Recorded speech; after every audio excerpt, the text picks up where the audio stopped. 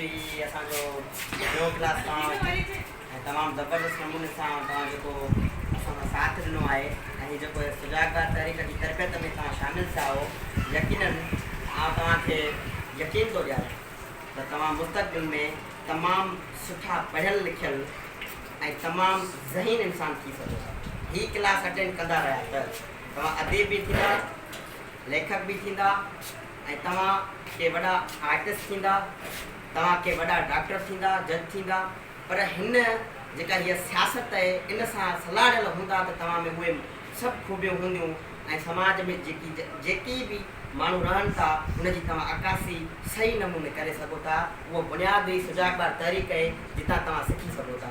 यकीनन असांजा जेके हीअ क्लास हलंदा आहिनि घणनि माण्हुनि खे मथे में सूर पइजी वेंदो आहे त अहिड़े तरीक़े जी अहिड़े नमूने जी रसूल बशपली जा जेको गुल छटियो हुयो सुजागदार तहरीक जो बूटो, उहो हिन हेॾे वायुमंडल में जिते